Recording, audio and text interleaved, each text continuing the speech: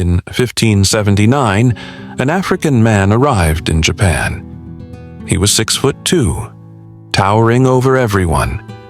His skin was darker than anything the Japanese had ever seen. They thought it was paint. They tried to scrub it off. Within months, he would become the first foreign samurai in history. This is the story of Yasuke. Yasuke arrived in Japan as a slave. He'd been brought from East Africa, probably Mozambique, by Portuguese Jesuit missionaries. He served as a bodyguard to an Italian priest named Alessandro Valignano. When they reached the capital city of Kyoto in 1579, chaos erupted. Thousands of Japanese people swarmed the streets to see him. They'd never seen a black person before. Some thought his skin was painted or dyed with ink. They surrounded him, touched him, tried to wash the color off. The crowd became so massive that several people were trampled to death. The ruler of Japan, a warlord named Oda Nobunaga, heard about the commotion, and he demanded to meet this mysterious giant. When Yasuke was brought before Nobunaga, the warlord was fascinated. He made Yasuke strip to the waist. He wanted to see if the dark skin was real. Some accounts say Nobunaga tried scrubbing Yasuke's skin himself. When the color didn't come off, Nobunaga was amazed. Here was something he'd never encountered. A man from a world he didn't know existed. Nobunaga was intrigued by Yasuke's size, his strength, his presence, and, most importantly, Yasuke spoke Japanese. He'd learned the language during his time with the Jesuits. Nobunaga made a decision that would change history. He asked the Jesuits if he could keep Yasuke. They agreed. Nobunaga didn't just make Yasuke a servant. He made him a samurai. This was unprecedented.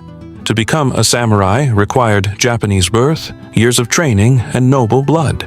Yasuke had none of these. But Nobunaga didn't care. He gave Yasuke a house, a sword, the rank of a samurai warrior. Yasuke was given a stipend equal to that of high-ranking Japanese samurai. He carried Nobunaga's weapons. He dined with him. He fought beside him. In a society obsessed with tradition and hierarchy, Yasuke had broken every rule, and he thrived. For the next 2 years, Yasuke served Nobunaga in battle. Japan in 1580 was in constant war. Warlords fought for control of the country. Armies clashed across the land. Yasuke fought in these battles. He stood over 6 feet tall in a country where the average man was 5'3". On the battlefield, he was impossible to miss.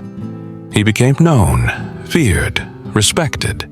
Some Japanese soldiers had never seen a black person and thought he was a demon or a god. His presence alone could intimidate an enemy. But Yasuke wasn't just for show. He was a trained warrior, strong, disciplined, loyal. Nobunaga trusted him completely. In one account, Yasuke is described carrying Nobunaga's weapons while the warlord inspected his troops, an honor reserved for the most trusted retainers. For 2 years, Yasuke lived as a samurai, but it wouldn't last. In June of 1582, everything collapsed. Nobunaga was betrayed by one of his own generals, a man named Akechi Mitsuhide. Mitsuhide's forces surrounded Nobunaga at Honnoji Temple in Kyoto. Nobunaga and his men were outnumbered. They fought, but they couldn't win. Realizing defeat was inevitable, Nobunaga committed seppuku, ritual suicide to avoid capture. Yasuke fought to the end. After Nobunaga's death, Yasuke joined Nobunaga's son and heir in a desperate attempt to hold the family's castle. But they were defeated. Yasuke was captured. When Akechi's forces captured Yasuke, they didn't know what to do with him. He wasn't Japanese. He wasn't bound by a samurai code. Akechi decided Yasuke was an animal and knew nothing. So instead of killing him, they handed him back to the Jesuits. And then, Yasuke vanished from history. No one knows what happened to him. Did he return to Africa? Did he stay in Japan? Did he die in battle somewhere, unrecorded? Some believe he lived out his days in Japan, hidden in the chaos of the Civil War. Others think he sailed away on a European ship. The truth is lost. For 400 years, Yasuke was nearly forgotten, but in recent decades his story has been rediscovered. He's appeared in books, films, video games, and anime. A man who was enslaved became a samurai. A foreigner in a closed society rose to the highest ranks of the warrior class. He fought beside one of Japan's most powerful warlords and witnessed one of the most dramatic moments in Japanese history.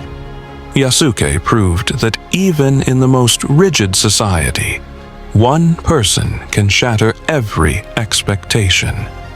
What other stories has history tried to bury? Subscribe to Ancient Echoes and discover the heroes the world forgot.